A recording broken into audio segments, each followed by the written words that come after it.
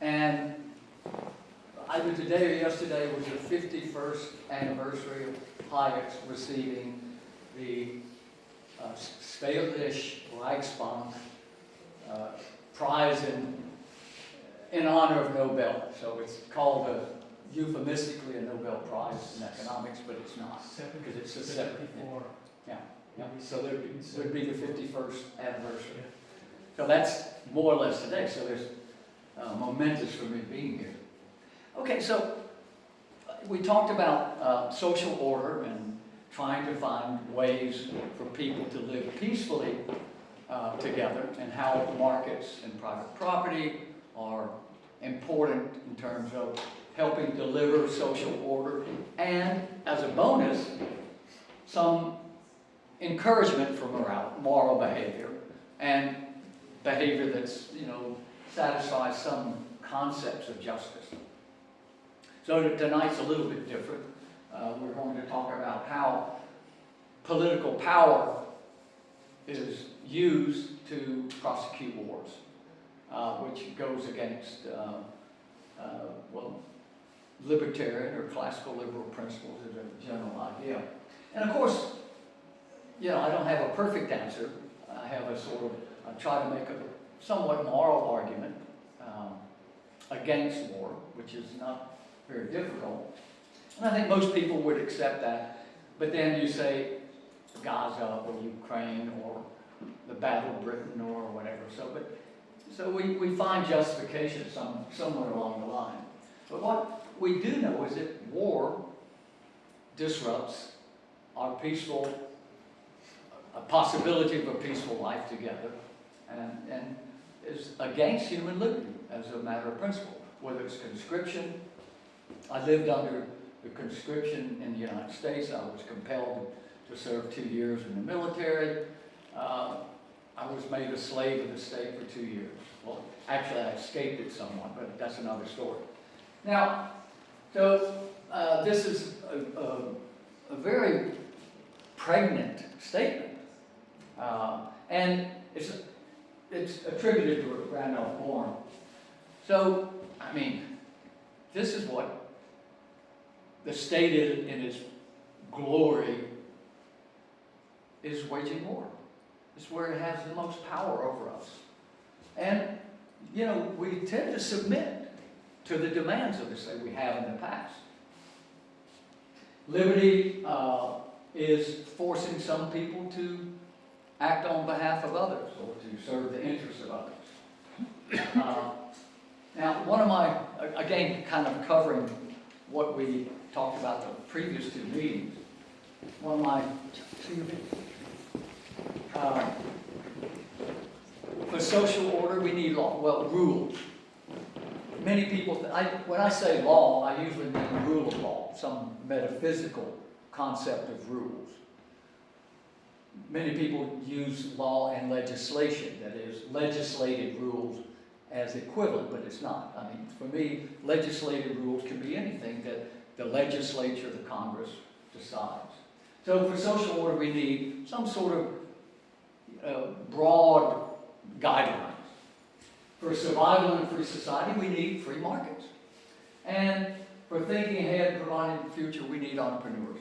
Again, this is kind of an encapsulation of some of the core principles of Austrian economics. And and I don't know whether he made up this statement or not, but he presented it to me.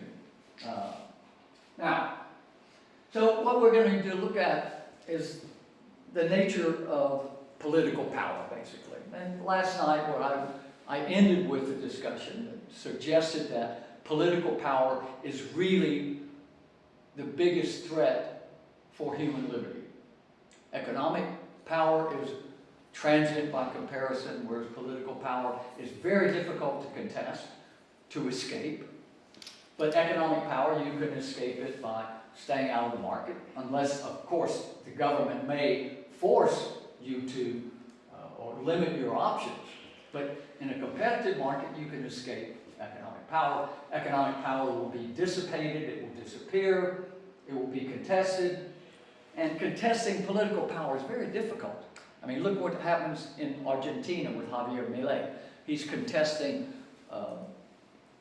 70 years or so of state domination over Argentines.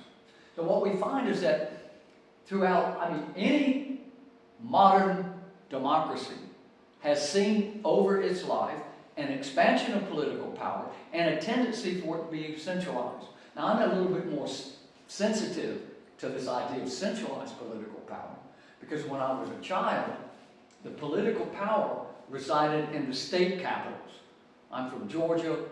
There was more political power in Atlanta, where the state representatives really had more or less power.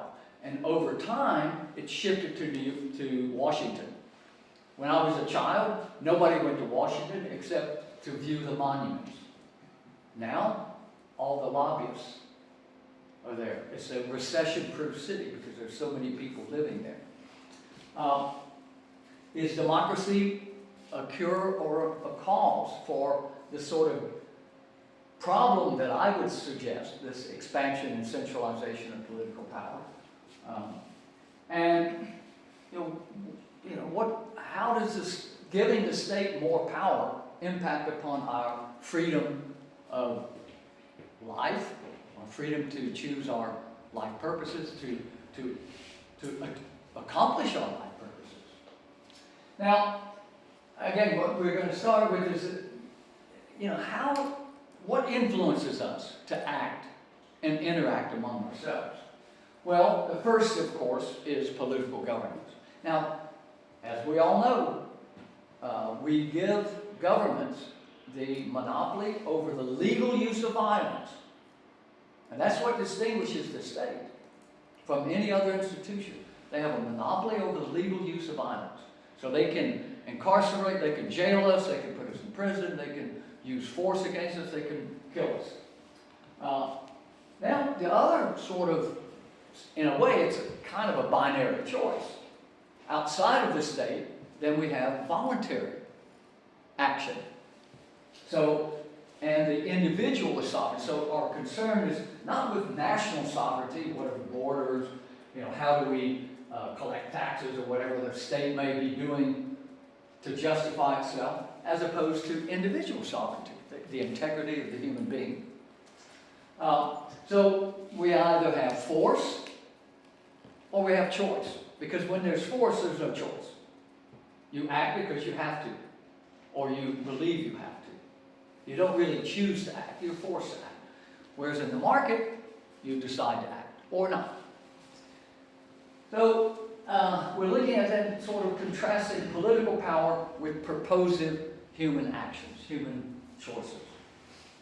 So political power is about threat, compulsion, imprisonment, and economic power is really more interactive. I mean, economics, well, the market is bid and offer, and we choose. We make a bid, the other side makes an offer, and then we negotiate to find an equilibrium. We call that a price usually, a transfer. And Mises repeats time and again that the customers have the power. Yeah, yeah. Because they decide to... And they can walk away. They can always walk away. Except if there's a monopoly. Unless it's a state-controlled monopoly or state-subsidized, So again, if we get the state out of the picture, we always have that, there's what we call consumer sovereignty. So, as I mentioned, it's very difficult to contest, whereas in the market we can avoid it.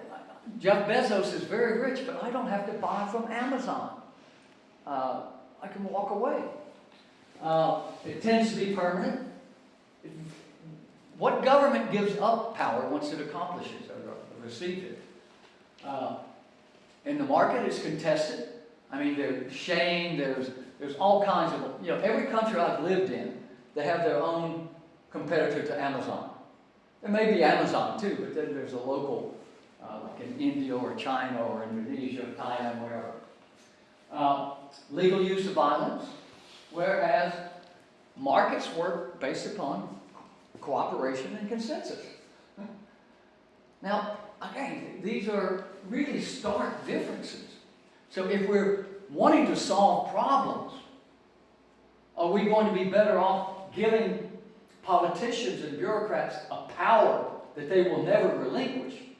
Or are we going to try to find ways to solve it among ourselves in a way that may be useful, acceptable today, but not tomorrow, and then we can escape from it because the people involved change, the conditions change, and the arrangements will change. Now, one of the things that we developed in economics is this symmetry between what motivates political actors and what motivates individuals. And that's what we call self-interest.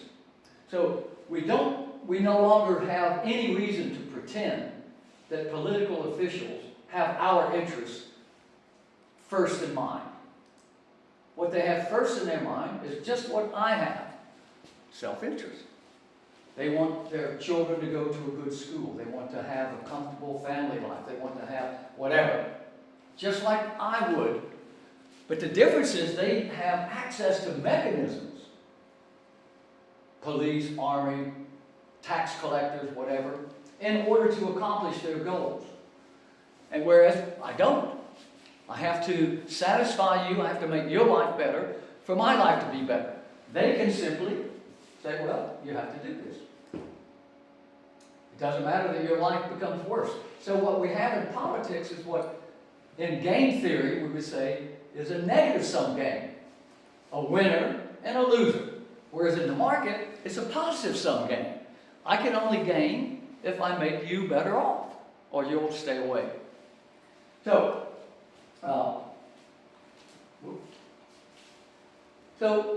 regardless of what role we have in life, we're all motivated primarily by self-interest. So even the so-called altruist is probably giving up something because they feel good about it. So they're better off by doing it. It's really, in a way, even though it has a benefit for other people, as long as it's voluntary, they wouldn't do it unless they felt that it made them better off. Okay, so how did we get here? I ask myself this every day.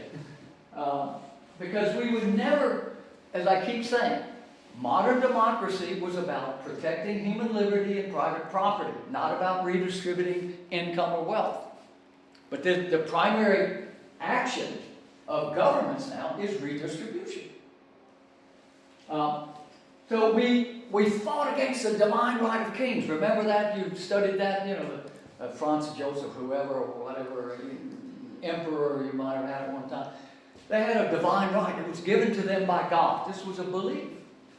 Well, we were fed up with that. We didn't like this arbitrary rule by the ruler who actually controlled our lives. But now we have a divine right of the democratic majority. Well, it was the voice of the people. Yeah, but what it did was give government officials who are self-interested the power to do arbitrary things. So, this idea of a social contract was corrupted in this process. So I never signed that contract. If they presented it to me, I surely would have rejected it. And I think none of you, but, this was an idea of Rousseau, and we've kind of kicked it around and we pretend that it has meaning. But it doesn't have meaning. It doesn't have real meaning. Because how can you contract me to do your bidding in a world where we're equal as human beings? Well, so representative democracy, as we know it today, involves this sort of a romantic and naive attachment to democracy. Now, again, I grew up in the 1950s in the United States. My father's generation had just come back from a war that was fought for democracy. That's what we were told. It was about preserving democracy. Well, it was against dictators, right? emperors, the Emperor of Japan and so on. So democracy seemed to be what we were fighting about. But in fact, we were fighting for liberty. But again, that was sort of set aside because, liberty, if you talk about liberty instead of democracy, then it's hard to justify how much power people who were democratically elected or are hired by those democratically elected, it's hard to justify them having that power. Because ultimately, it can be used to limit our human liberty and our access to our private property. I may need a new battery here. So, democracy has it's an illusion that citizens have a voice and that what they want matters. Well, again, this is somewhat naive. Now, this is probably what in the 1950s, I took a class called Civics, which was about governance, political governance. And this is probably what my dear old gray-headed school teacher told me. So you have to vote. If you don't vote, you deserve the outcome and blah, blah, blah. Well, I mean, these are illusions that, again, public choice economics reveals, again, this sort of self-interested behavior of the political agents. And it also overlooks the fact that, my civics teacher never talked about political power as force, the presence of political power. What's going on here? Okay, there we go. Now, if we look at legislated statutes, whatever the Congress or the Assembly or whatever it's called, they tend to serve political or ideological goals, but they violate the rule of law because they separate us. They don't treat us equally. There's what we could call the maker, the person who has the wealth or the income, and the taker, that is the one that receives it. So this is what redistribution is about, dividing people. And that violates the rule of law because the rule of law says no one should have privileges that are not available to anyone else, to everyone else. No one is treated differently with the legislative rules. But they all violate that. Now, so the other thing that public choice economics revealed to us is the importance of special interest groups in shaping public policy.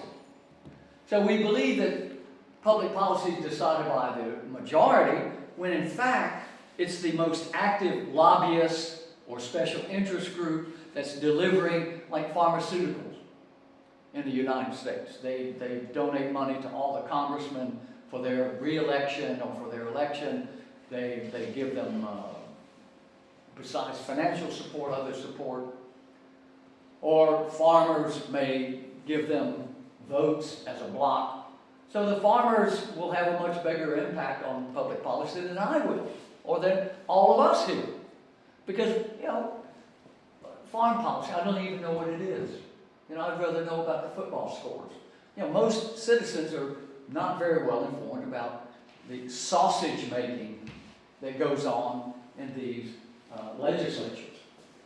So the dominant, the rich interest groups tend to have a bigger impact, a disproportionate impact on policy making.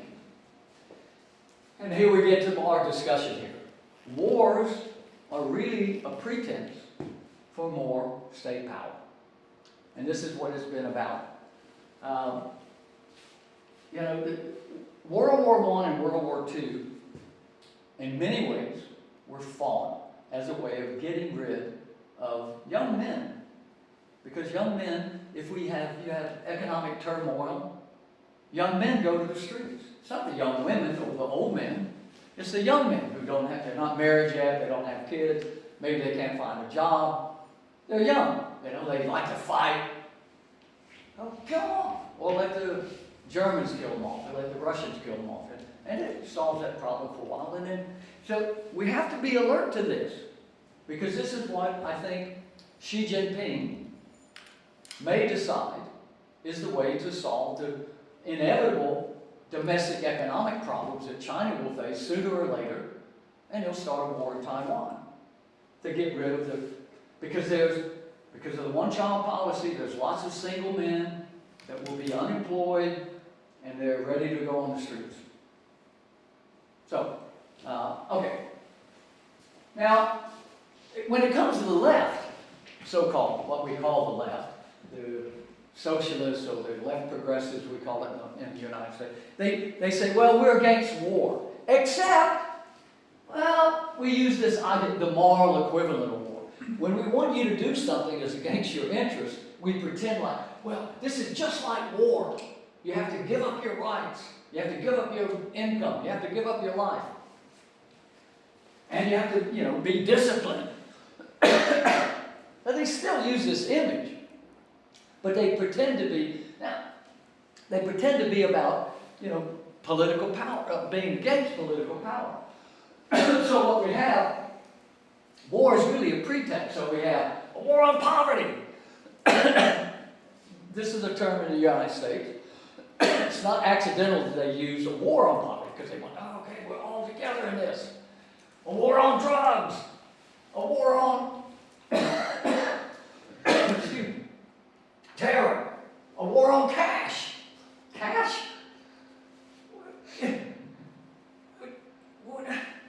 This is what they do. Now,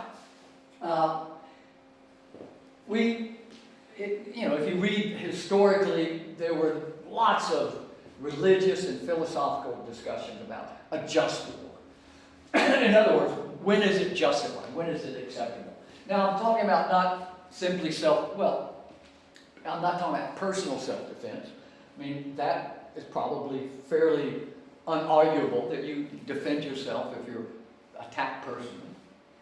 But what we see here is that, this just war doctrine was really, in a way, at least in the Christian religion, was a way of justifying the Crusades, which had its own purpose. It had, some imperialism mixed in with some spreading the faith and so on. But again, so it was just to go and kill the Muslims that occupied Jerusalem or whatever. So, I have one of these boxes. Thank you. So, Michael Walzer's a philosopher. Actually, I was invited. I was invited to comment. No, that was Michael Sandel. Never mind. Anyway, he wrote a book trying to look at, again, from a philosophical perspective, what are acceptable war. Now, he said, okay, well, non-combatants should be excluded.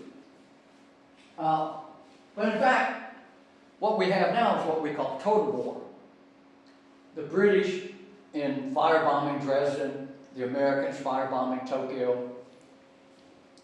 Non-combatants? Well, anyway, he's a philosopher, so let him go.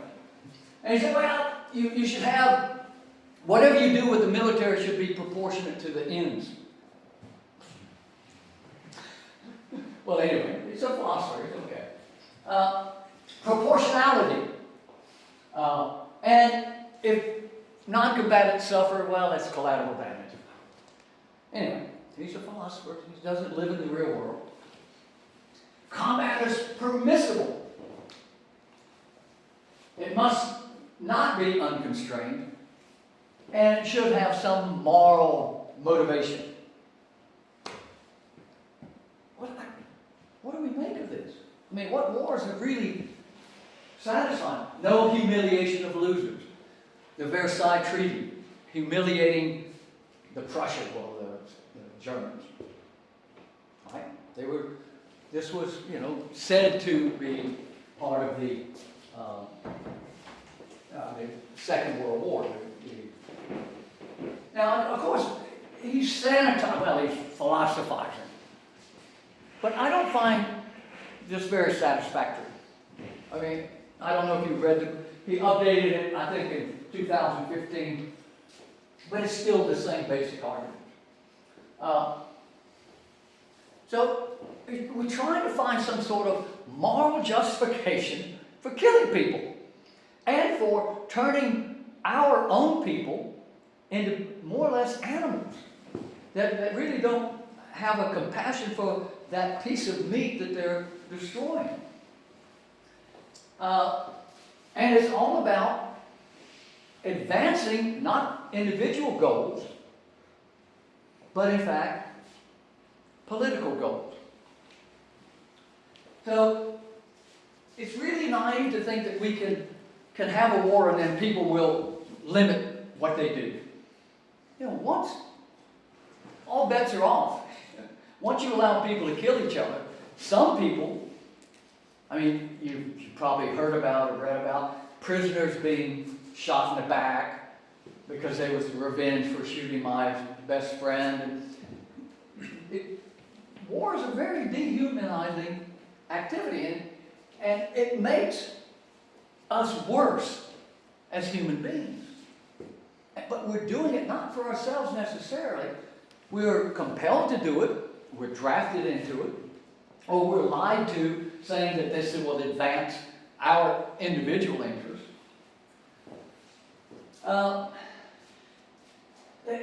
For me, I cannot really find a moral justification for war, because wars are actions of states, which means political actors are the ones that make the decisions. I don't trust them in that regard. They don't have my interests at heart. And in fact, I'm offended by the fact that they try to use morality. I mean, use another, economics, imperialism. I mean, there are other justifications for war. But don't try to convince me that there's a moral justification. Now, again, there are messy arrangements if you're attacked, you're Ukraine. Now, of course, there were some antecedents that makes the whole history of that whole process somewhat problematic. But then they're less problematic, like South Ossetia or Abkhazia, where Putin took what were previously imperial Russian territories and took them away from either being somewhat independent or being attached to Georgia. Now, war brings out this sort of death instinct in people. I mean, you're dehumanized as a fighter, and we have what we call the syndrome. Post-stress. Post-traumatic. Post-traumatic syndrome. And a number of my friends that were in Vietnam have that. Alcoholics, damaged lives. My brother escaped it. Now, he was, I don't know how, but he escaped it. But I had a friend who was a tunnel rat. He was a champion wrestler, a small guy, and he would go into these dark tunnels with a .45 pistol and a knife and kill people in the dark. Well, he's damaged. The guy was completely damaged. So, total war. This is what, say, why don't the NATO countries react to Putin? It'll be a total war. And the other side has nuclear weapons. So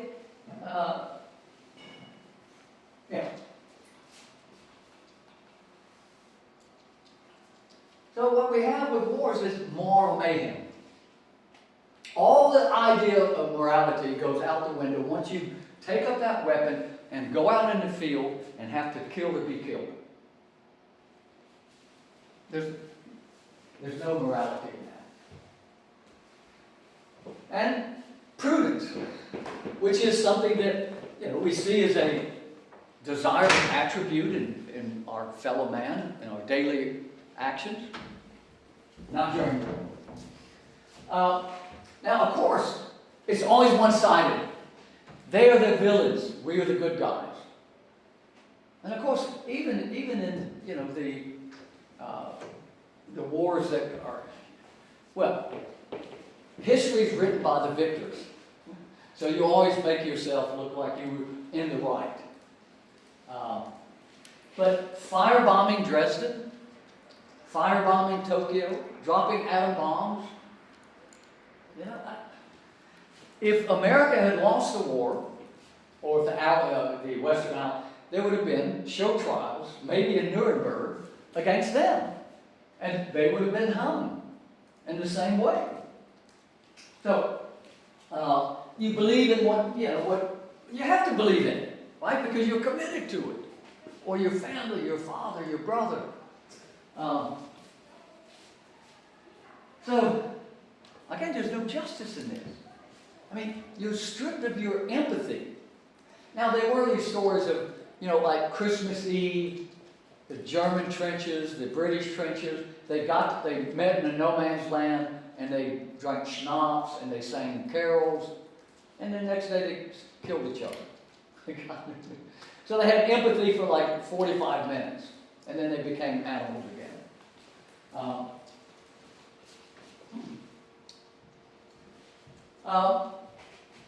If you try to resist state violence as a conscientious objector, you may not be, you may be imprisoned, you may be forced to participate. This idea of collateral damage is really offensive to me. I mean, look, again, what surprises me is in Europe, how things were restored, and in Japan, were restored more or less to what they had been before the war. I mean, it's unbelievable, the destruction, like in Berlin. Berlin was just, wow. Now, again, the warrior ethic is something that is useful in a war, but it's problematic and even dangerous outside of wars. And those that perish are unlikely the ones that started the war.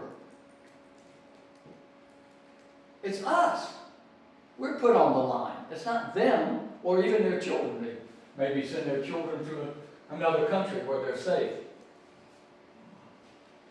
So,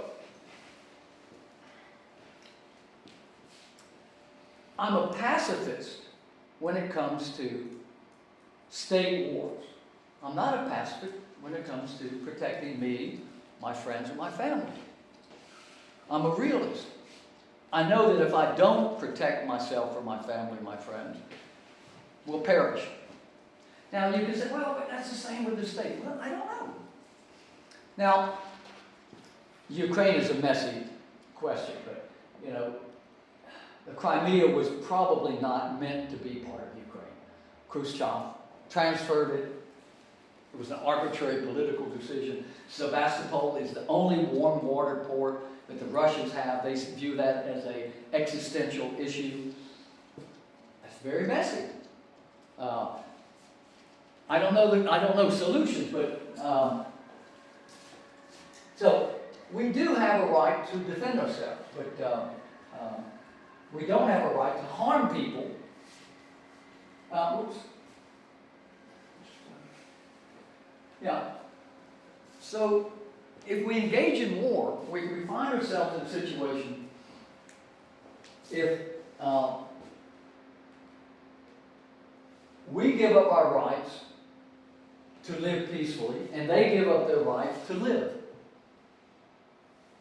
It's a net loss in that regard. Now, again, from the individual perspective, when someone threatens you, I think you're obliged, unless you're somewhat suicidal, to respond. Now, many people won't. I mean, I do know people who are pure pacifists on every level.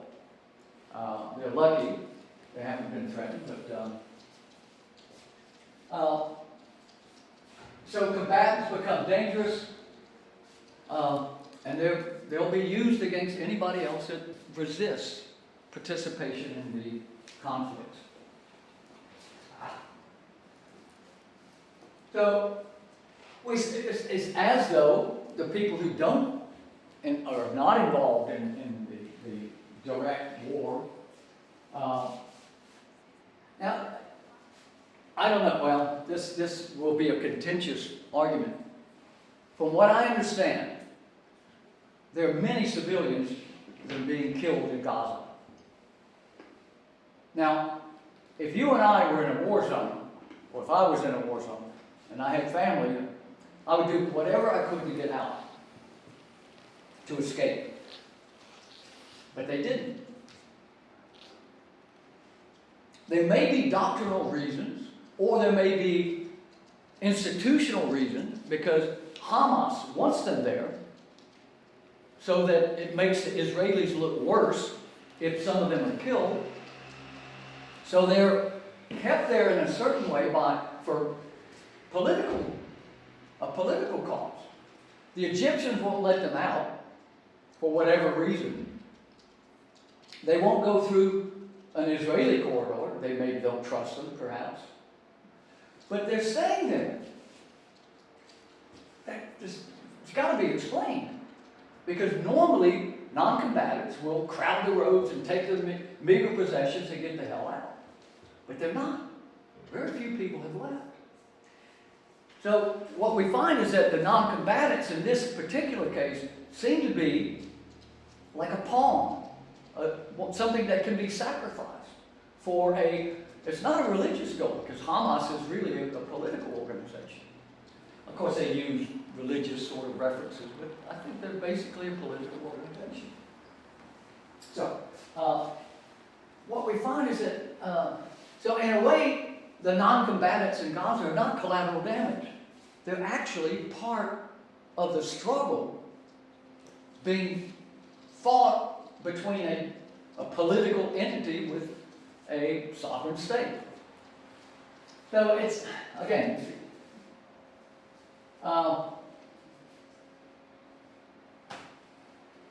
we very seldom think about what would have happened if we didn't have these wars. What would have happened if after Princess happened to accidentally kill the heir to the throne?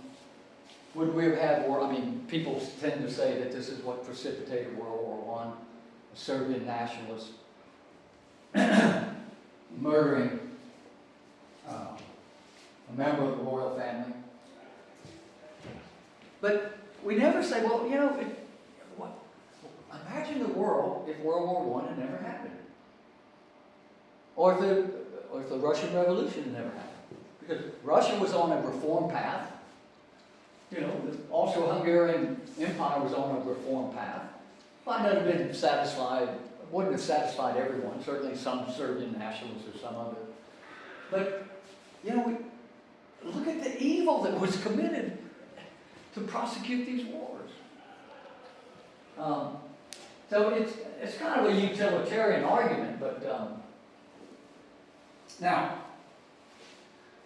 again, what we've seen, democracy has been the instrument for committing acts of violence against other countries. Because we had, of course, America was a democracy, France was a democracy. Germany was an empire at the beginning of World War I. But in World War II, it was a democracy, right? Well, it had the structures of democracy, but people voted.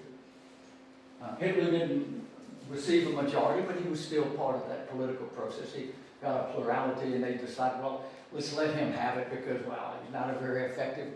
We'll be able to control him, and that didn't work out very well. So what we have is that, now think about what we get from a vote. A vote is a momentary majority. It's the majority of that day. What if it rained? What if it snowed? What if it was a clear day? What if it's a clear day, I go to the beach? Or if it's a rainy day, I stay home. But we believe that, the majority was of that one. What if it happened the next week? Like Brexit.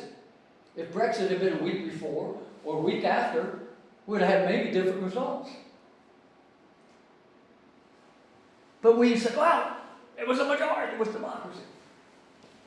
So the passions of the moment.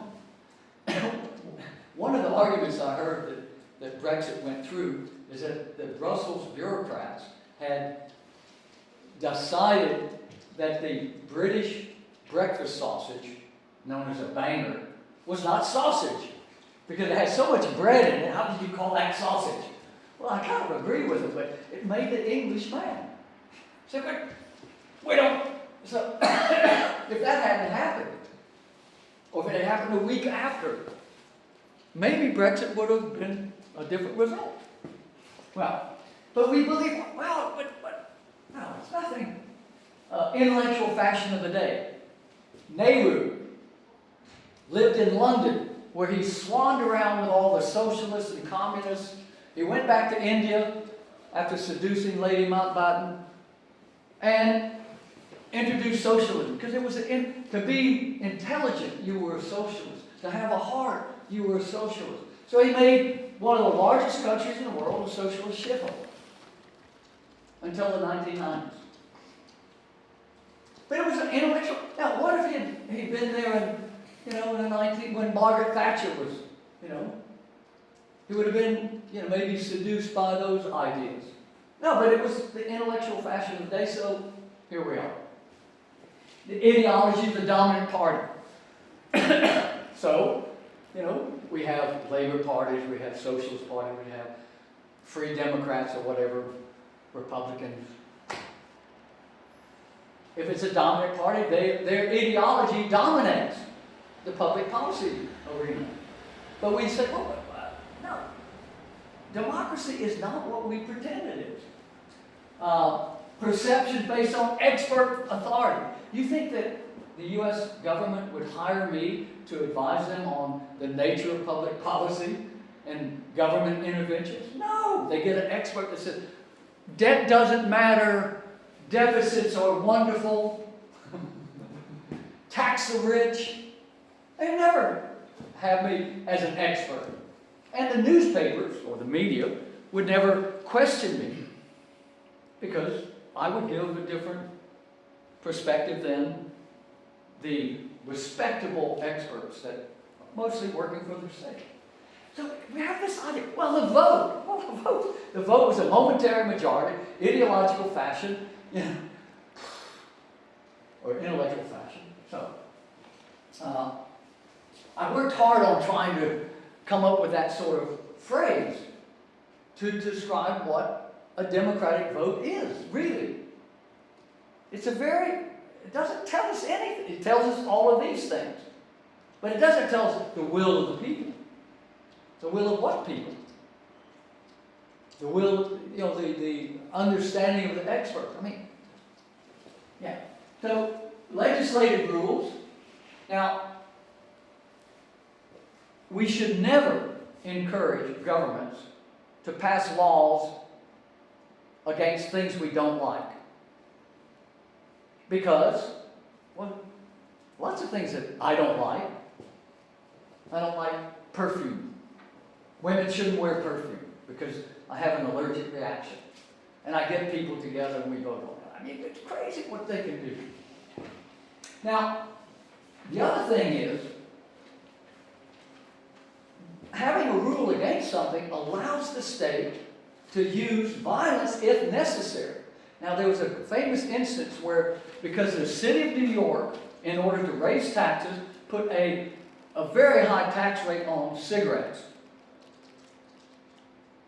And what was the reaction is that poor people couldn't afford a pack of cigarettes, so they would buy them one by one, which was illegal. Why? Because they weren't paying the tax. So there was a black guy selling cigarettes to other poor black people. The police came to try to stop him, and they wound up killing him over selling cigarettes. Well, nobody was prosecuted for murder because they were carrying out the law. These kind of vivid instances make it really, to me, very clear how dangerous it is to give legislators the capacity to create new rules to restrict our private property and our human liberty.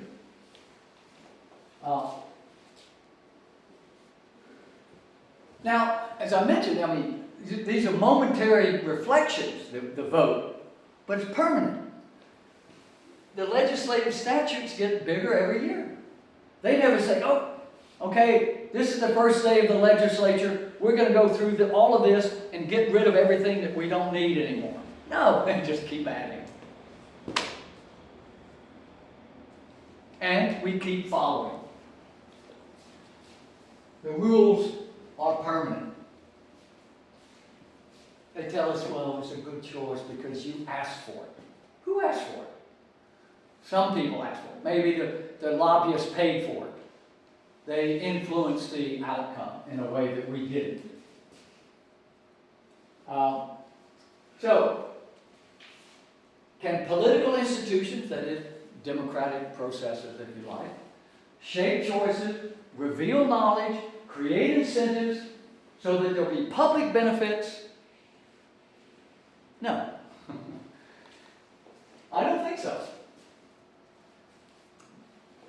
What we learn in public choice economics is that public policy will be disproportionately influenced by interest groups because politicians want more power and more resources, and you wind up with less freedom and fewer resources because they get it from you. But again, we've been letting them do this because we have these illusions about democracy. Now, one of the things that we need to think about, people say, revolutions. All of the revolutions that were fought against political power. The kings were rich because they had power. So that's really what we were, they talked about Marie Antoinette, but she had all those riches because the king of France had so much political power. He could send people to war, could take away their property, and so on. So really, the essence of the objections behind every revolution was an objection to political power. It wasn't about the wealth or the income. That was an incidental aspect of it. And it may have helped inflame the passions. But the essence was, the reason they were rich is that they had this power. So, and this is true today. I spend a lot of time in Latin America. The people that are, high-ranking officials in the government or people, they walk into a restaurant, everyone stands up and applauds. God damn. I throw food at them. Well, I don't really because I'd probably be arrested. But why do we show such deference? I was at a dinner party. I don't know why I was invited, but there were maybe 50 people, 3 or 4 round tables for a dinner party in Washington, D.C. And the guest speaker was President Bill Clinton. And as he walked in, dun, dun, dun, dun, dun, everybody stood up but me. Why should I stand up? You should stand up when I come in the room. Well, of course, the Secret Service stood behind me the rest of the dinner party. But, he doesn't. I give my respect and it's not just Bill Clinton. I would have done it for George Bush or anything. It's just, that irritates me. That we're expected to behave in a certain deferential way towards our servants. Right? That's why we elect people.